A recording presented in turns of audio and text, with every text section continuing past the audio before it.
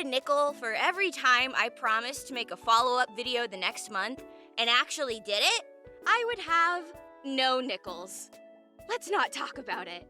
In my last video, I filled a sketchbook with concept art while rebooting my story, PRISM, and I let the art guide my thought process for developing the plot and settings. For this video, I wanted to do the same thing again, but digitally this time. A digital sketchbook. I find traditional sketchbooking to be very liberating for me because I like to work in inks, which forces me to live with my mistakes. I either have to find a way to fix it by adding to it or move on and try again. Digital art historically stresses me out because I could endlessly fix things and thus felt obligated to. There's no reason for these things to be mutually exclusive though, so I set out to change that with this digital sketchbook. Adopt the traditional mindset and make drawing just as fun for both mediums. And ultimately, I think this little experiment was a success. Some of the strategies that helped me the most were staying completely zoomed out as much as possible, trying to commit to my first lines, and starting over if I found myself getting too particular and revising a sketch too much, starting with the broadest things first and working my way towards the details, letting the ideas I was less sure about remain as less finished pieces without shaming or otherwise feeling down on myself about it, and moving on from drawings that I didn't finish in one sitting. A new day means a new drawing. The presentation of this video is going to be similar to the last one. I'm gonna let the whole time-lapse play out in the exact order I drew everything in, which is chaotic and non-linear because that's how my brain works. And separately, I'll explain the new character and story stuff that I'm ready to share with you guys, but the narration and the time-lapse visuals will inevitably not be related because of it. Sorry if that's confusing, this is the best way I can think to go about it, but we'll try and put some images from the digital sketchbook on screen that are relevant to whatever's being talked about every now and then to help you guys along.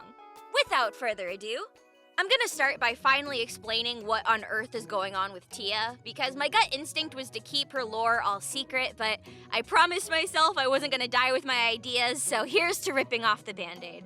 In my Apollo video, I mentioned that Kynthia was originally from one of my Nuzlocke comics that we just barely never made it to her introduction, but her story was fully written, and she's always been one of my favorite OCs. See, she was based very directly on the Mamma Mia movies, particularly the second one. Wikipedia summarizes the plot of Mamma Mia as following a young bride-to-be who invites 3 men to her upcoming wedding with the possibility that any one of them could be her father, which is true, but it neglects to mention the mother, my queen, Donna Sheridan. I am in love with Donna Sheridan. Both her younger version portrayed by Lily James and her older version by Meryl Streep would. It is important to me that you understand this. The second Mamma Mia movie is both a prequel and a sequel. We spend half of our time in the past with Donna as a freshly graduated young adult, running away from a narcissistic mother to live a whirlwind life, traveling the world and experiencing romance before abruptly discovering that she's pregnant, and dedicating her life to being the kind of mother she wished she had and loving her daughter fiercely.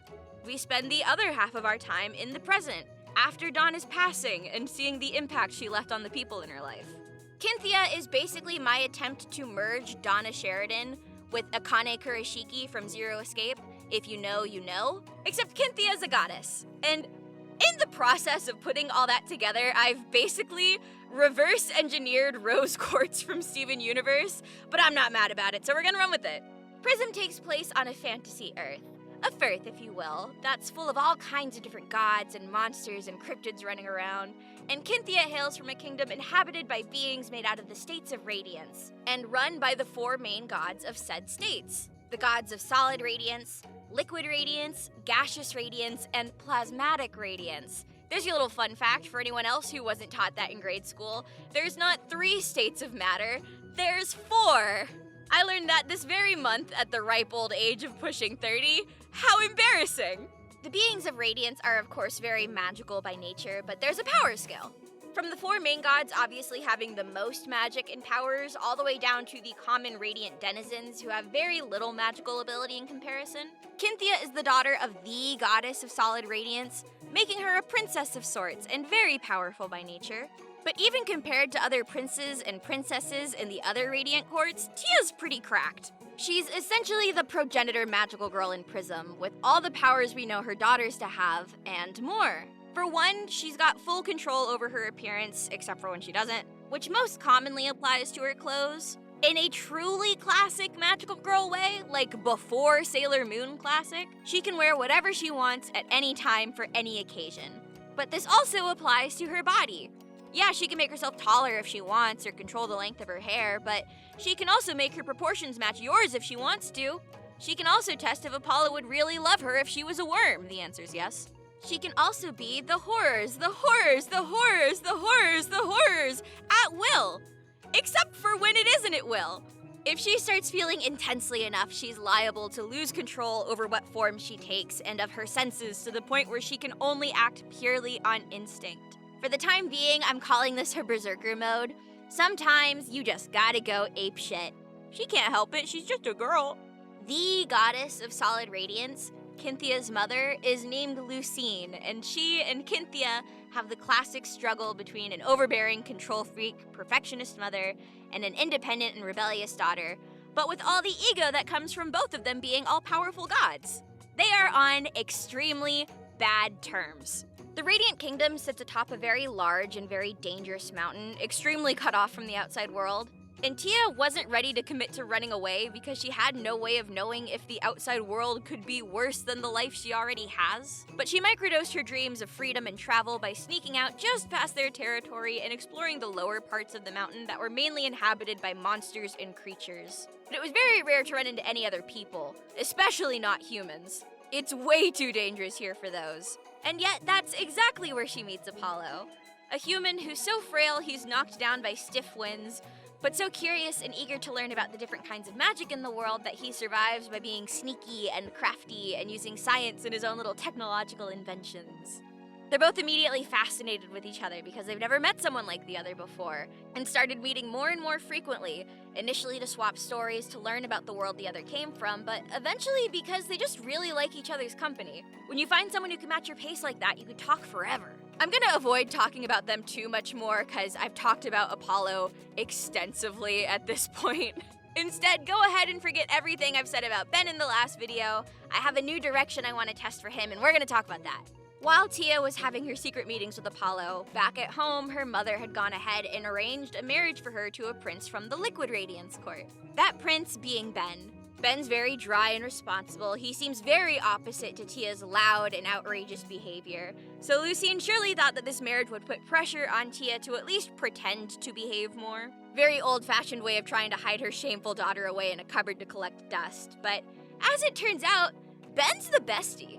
Ben is extremely easily charmed by goofballs, and he has a hard time understanding people's tone in conversation, so he appreciates Tia for being very blunt about what she's thinking and feeling. Tia similarly loves how straightforward Ben is. They get along great. They realize very quickly that there's never going to be anything romantic between them, but what's a little lavender marriage between friends? Once married, there was a lot of pressure on them to produce their own heir. Almost certainly, at least partially, another ploy by Lucine to keep Tia too busy to cause trouble. But the peer pressure worked. Ben and Tia referred to the conception as getting it over with. And Tia gives birth to the twins, Felicity and Ilaria. Never in her life has Tia been more sure that she and her mother fundamentally do not and will not ever understand each other because Tia is completely taken with her twins. Takes one look at them and goes, oh, proud mama cat who's constantly all up in her kids' business, taking pictures of everything they do, cooing over every new face they make. She loves those things. I'm yet again going to avoid giving much more detail here because there's still a lot to cover in this video, but Tia will come to find that she gave into the illusion of comfort too quickly, and we have an incident, leaving the rest of the Radiant Kingdom, including Ben, believing that Kynthia and her 2 daughters have been destroyed. In reality, only the twins had been destroyed, and Tia had been locked away at the bottom of a Tartarus-like abyss where she was supposed to thrash around in her berserker mode, lost to grief for the rest of her life. Apollo was able to use everything Tia had taught him about Radiance to bring her back to her senses and help her escape, and the 2 of them spent days fitting all of the shattered pieces of the twins back together like a puzzle until Kynthia could revive them, and then they ran away together, as far away from the Radiant Kingdom as they could possibly get, never looking back. Tia came to realize that after everything they'd been through, she could always trust Apollo to do everything in his power to keep her and her girls safe, and she promised herself that he'd be able to trust her like that too. They fell in love, they raised the twins together, they even had a kid of their own. Just like with her twins, Kynthia loved Aloe more than words could describe, but had also never known terror like she felt the first time she held her. Aloe is half human. She's so much more fragile because of it. And Kynthia doesn't know if she'd be able to put Aloe back together again like she did the twins should the worst ever happen. That's where I'm gonna leave the Tia lore for now. Have fun with that. Between her and Apollo, I think I've pretty firmly established the important settings and backstory. Now we can finally move on to our actual main characters. And pause. This video is sponsored by PRISM! We've done something I've always dreamed about and taken the entire sketchbook from the last video to create our very first ever printed art book. Yes, the PRISM Sketchbook Volume 1 is available now on our website, actuallyray.com. Caden worked his butt off for this one, sourcing manufacturers and choosing paper, setting up the page layouts, and I had to scan this thing twice. It took me like 4 hours. But we got it all done, and it's finally come together, and it looks amazing, you guys. I seriously cannot get over it.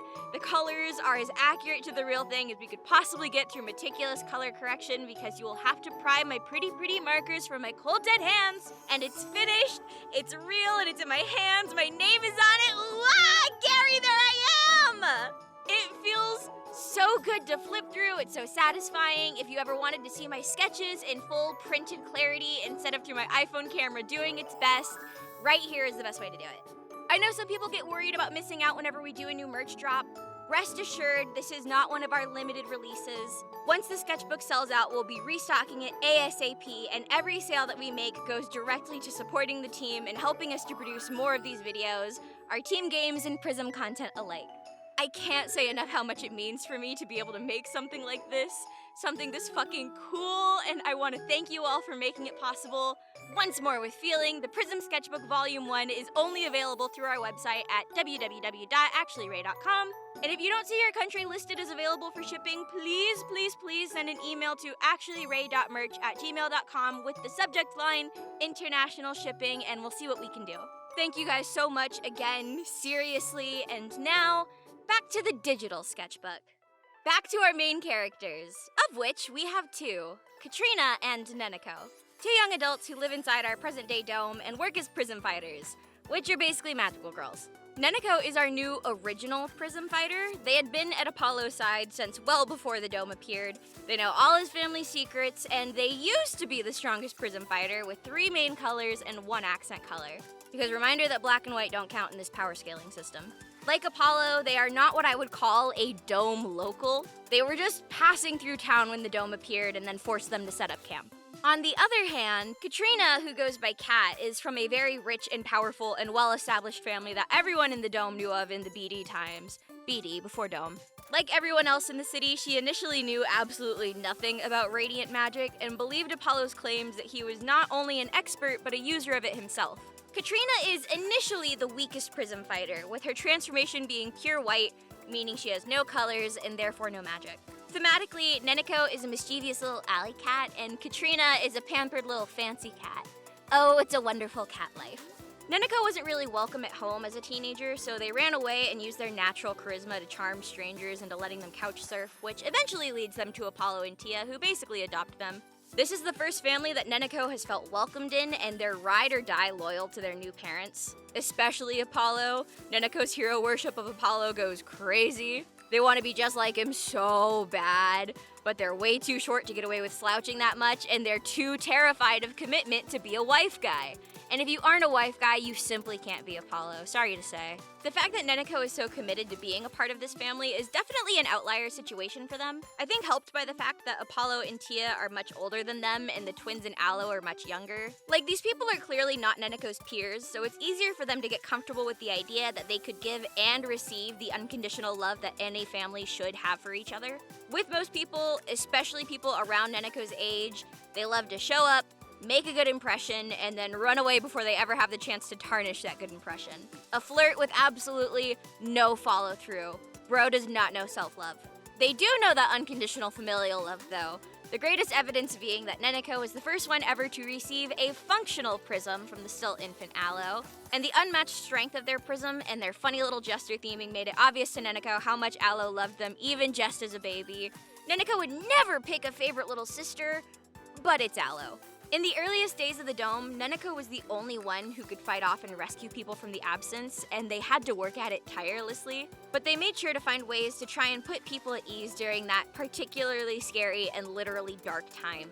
They really played into their jester theming and cracked jokes and goofed off while saving people, so their confidence would hopefully give helpless citizens some hope. Like, Neneko wouldn't joke around like this if they weren't sure they could save us. Everything's gonna be okay. Neneko really liked that this was the image and reputation that they built for themselves. Never made any effort to keep their identity a secret. Loved the praise and accolades that they got for being everyone's hero. What a dream come true. They finally found a place where everyone likes them, and it's awesome. But they can't exactly run away anymore. They're trapped in this dome with everyone else, so they start to become more and more paranoid about not getting close enough to anyone to give them a chance to change their mind. If this all goes sideways, they could be trapped in this dome with a bunch of people who hate them. And that's like nightmare worst case scenario. They desperately want to be accepted by people, but they're too scared of being rejected to give anyone a chance. Katrina is in a similar boat, desperate to be accepted, but much more apathetic about it these days, and doesn't really care if people like her or not anymore. Growing up brought her to the conclusion that there wasn't anyone out there worth her time. In her extremely rich and extremely well-revered family, Kat was the youngest born to a family who only wanted one son in the first place. Her older brother is the golden child, and Kat was largely ignored, left to the care of her nannies. As she got older, this drove her to become an overachiever, constantly pushing herself to do better in her academics and extracurriculars in hopes of finding anything impressive enough to finally earn her parents' favor, but to no avail. She wasn't socialized very well as a child, so she's not terribly friendly now. If anything, her exterior tends to scare people off, so the only people who interacted with her were people who were paid to do so, like her nannies and private tutors, or people who were interested enough in how wealthy her family was to brave trying to talk to the scary girl who doesn't have any friends. Kat found all of these types of people to be disappointing, and eventually decided the best thing she could do was write them all off and bury her desire for connection. The only thing she has in this life is money, and money's the only thing she figures she can definitely earn in abundance and use to prove her worth if she channels all of her overachiever energy into it. And then one day, a dome made of darkness enclosed around her city, cutting off everyone inside it from the outside world with no sign as to if it would ever disappear, and money was made completely redundant. Now she has nothing but being lonely and primed to see the worst in people. This can only go well. And here's the kicker. Kat and Neneko are exes! They didn't know each other until after the dome appeared, and the first meeting was probably Neneko saving Kat from the absence back in those early days where Neneko was their only real line of defense. Obviously, being rescued by them would catch Kat's attention, but it was the first time Kat had met someone where that usual sort of power dynamic had been flipped on its head. Kat's used to being the one people want something from, primarily money, which is worthless now. But even if it wasn't worthless, Neneko wasn't there to get something out of Kat. Kat was the one who needed Neneko there to protect her. Here comes this hero who wants for nothing but to save her, and they're handsome and charming and funny, and there's fireworks between the two of them right away. All at once, Kat's ready to unearth that desire for connection and give it all to Neneko. She's found something precious she's never had before, and she's ready to put everything she has into making this relationship work. And that scares Neneko absolutely shitless. They try dating, but ultimately, Neneko's too scared and runs away, and Kat gets to learn how devastating this new type of rejection can truly be. I want them to embody the idea of right person, wrong time. They're in each other's lives enough to know that they're really important to each other, but neither of them are at peace enough with themselves to be able to maintain a healthy relationship, so they're doomed from the start. Their relationship was when they were both still kids. I'm imagining like 16-ish, and they're broken up in odd bad terms by the time Kat turns 18 and decides she wants to apply for a PRISM. More than anything, she wants a PRISM because she's still desperate for a way to prove herself, and she figures if she could be a good PRISM fighter, that's basically the most important job in the city. Someone would have to acknowledge her for that. But while she'll never admit it, she's also looking forward to the chance to reconnect with Neneko and maybe start over. We've got one couple that was ripped apart by forces beyond their control, desperate to regain what was lost or even just speak to the other one last time. And another couple where the only thing keeping them apart is their own inability to get their shit together. Miraculous Ladybug meets How I Met Your Mother. Kat does get her PRISM, but in the gut punch of the century, it's the only one that's ever been completely white, which means she's got no magic, So instead of being given a suit of armor and superpowers, all she's gotten is armor, and once again, nobody's impressed. She's pretty useless as a Prism fighter. The best she can safely contribute without becoming a liability herself is to be an opponent for other Prism fighters to spar against for practice from the safety of their base. And she hates it. Oh, she takes it so hard. And starts venting her frustrations by learning to be really good at hand-to-hand combat, to the point that she can hold her own in a spar for pretty long. She never wins against a transformed Prism fighter, but she could probably rip apart any unarmed human if they gave her a reason to.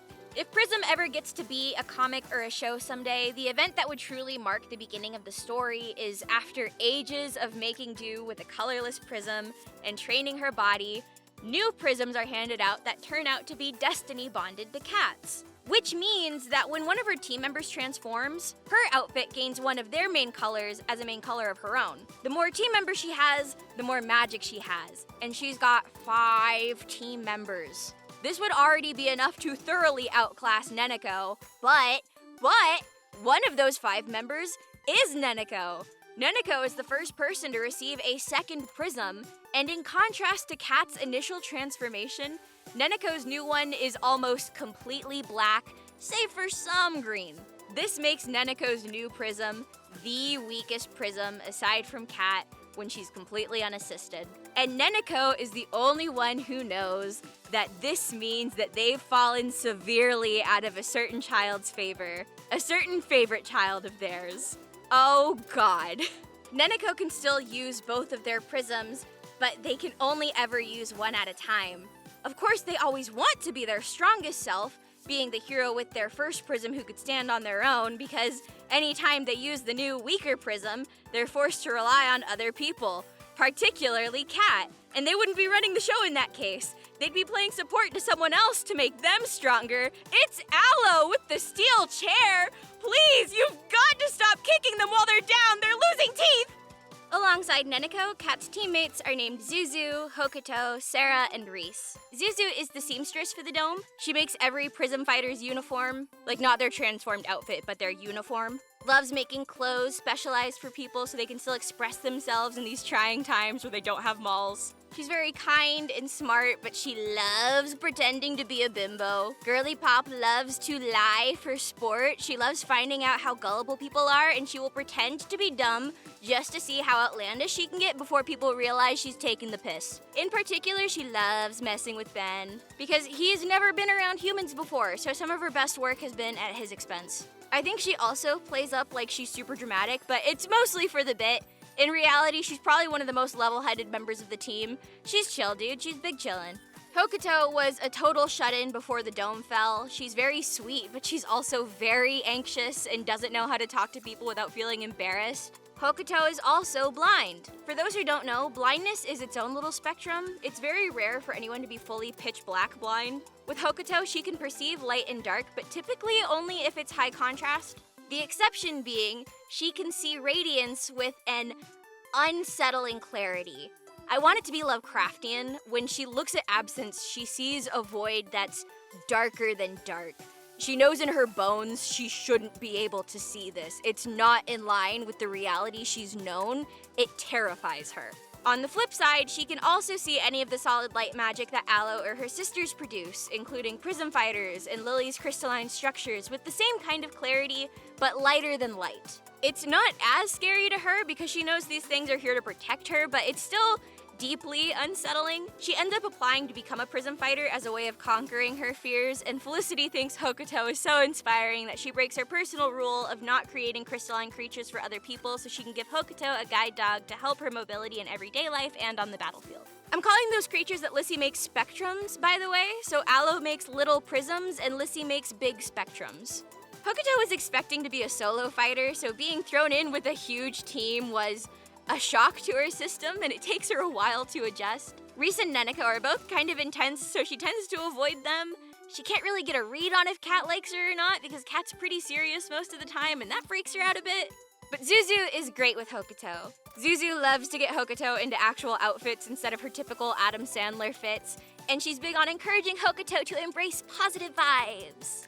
Sarah is a child who is best friend with all of Apollo's kids and idolizes Kat for her perseverance as a Prism fighter, even in all the years where she had no magic. Her getting a prism was the first time Aloe had created one for a civilian without talking to Apollo about it, and it caused a real panic. But she doesn't go out on the battlefield. She sits back at HQ with Apollo and the other kids and just sits around in her transformed outfit so Kat can still get the power boost anyway. That's how she helps. Lily is absolutely stoked to have another magical kid with actual combat abilities though. Because Aloe and Lissy can't really use their powers for themselves directly like Lily and Sarah would be able to, and the other Prism fighters either aren't allowed to know that the kids have powers, or they're on Kat's team, and they do know about the family secret, but they're not about to spar with a kid. Lily can let loose and get her energy out sparring with Sarah, and Sarah still gets to feel like a cool magical girl and practice her abilities. The kids be fighting with adult supervision. And then Rhys is Sarah's older brother. He was parentified as a kid because their parents were irresponsible and they weren't even home when the dome fell. So Rhys was truly left to raise his kid sister on his own. That might as well happen. Apollo took him in pretty early, but Rhys has a lot of pent-up disdain for authority figures, especially paternal ones, so Apollo's had to keep his distance a little bit. Rhys and Sarah were not made aware of Apollo's family secret when they kinda sorta joined the family, so they've been kept in the dark this whole time despite sharing a living space, and I'm sure Rhys isn't gonna take being the last to know very well. Rhys is certainly emotionally stunted from switching between being a guardian figure and being a kid, so now, even as a young adult, he's pretty at war with himself. He doesn't know what he wants. He wants everyone to leave him alone and let him handle things. He knows what he's doing. He's the only responsible one here. But he's also so desperate for someone else to watch over Sarah from time to time so he can just be himself and be left to his own devices, and he can be pretty immature at those times. Apollo doesn't force himself as a father figure to Rhys, but Rhys and Neneko absolutely have that brotherly dynamic where they hunt each other for sport. Cain and Abel, except the rock is a squeaky hammer. After heavy consideration, I think that's all I'm going to be sharing about that side of the cast in this video. Because one of the main things I've learned with this sketchbook is that it's better for me to let the story help carve the characters instead of carve the characters first and try to make the story fit around them. Which means the last character we're gonna cover in this video is Ben. Again! I think it would be a lost opportunity to establish that there is a whole world outside the dome and not bring any of that into play. So I wanted there to be a select few characters who would be able to pass through the dome at will. See, just like Tia, and just like her kids, and like the Prism fighters and like the Absence, the dome is made of solid radiance. It is impenetrable to solids. Weather like rain and strong winds can still pass through the dome no problem. Snow can't pass through until it melts back into water. Because the other phases of matter can pass through the dome, it stands to reason that beings of those other phases should be able to pass through as well. So years and years after his platonic wife and 2 kids passed away, Ben finds himself stumbling through the most peculiar structure. He can pass through by phasing to liquid, and what does he find but his long-dead daughters calling some tall blonde freak their dad? Hell breaks loose in an instant when Ben grabs his kids and tries to escape with them, but he finds that his daughters are unable to pass through the dome like he can because they're only half liquid radiance. I imagine when Ben shows up, Kat's team have already more or less assembled, so he's the first real wrench thrown into their situation. But ultimately, he's an ally. Ben isn't here to hurt anyone, just provide comedic conflict over custody and eventually work with Apollo to try and help solve the mystery of the dome. Ben, like Apollo, is also unable to transform with Aloe's prisms, which sparks the theory that only humans are able to become hosts. So instead, Zuzu makes him a uniform that he can use with his powers of liquid radiance to make it look like he's also a prism fighter, and then just pretend he's a normal human, while Zuzu reaps the rewards of getting to gaslight everyone into believing that Ben's been here the whole time. She enjoys it a little too much, but she's earned it. Zuzu can have a little gaslight as a treat. That is all the character information I've got for you guys today. Hopefully it was all cohesive. I really love this process that I found. It works really well for me. I'm really excited about the story and the visual development that I've done so far, but I know it's kind of a lot. I'm doing my best. As for where we go from here, I really want to start exploring more interaction-based stuff. My specialty has never been in writing the big moments. It's in finding ways to visually convince you to agree with how the story was written through storyboarding and staging the scene and character acting. If I were to get an actual job in the industry, quote unquote, I wouldn't want to be writing the scripts. I'd want to be the director to all my funny little fictional actors. I'm not sure what the best place to start on that would be for me. Do I go back to my roots and make musical animatics? Animate some shorts with funny TikTok audios? Get into making ᴠᴠᵦᵏ comics? There's a lot of options.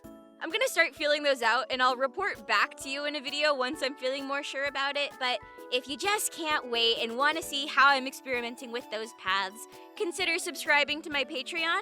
I've been kind of insane over there lately. I draw so much fucking Prism now, all the time, because it's taken over my brain, and I'm so impatient, so pretty much everything goes onto Patreon as soon as it's done, unless I've already posted to Patreon that day and I'm too embarrassed to do it again.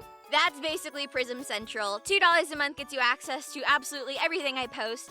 $5 a month gets you access to our twice monthly Patreon exclusive live streams where I lately tend to dump all of my current story and character ideas for hours at a time. And $10 gets your name in the credit of my videos just like this. I'd like to give a massive thank you to everyone who's joined in the last few months. I don't want to come across as unappreciative at all because Patreon has always been my single most consistent source of income and literally the backbone to me being able to afford a team and make the kinds of videos that we do.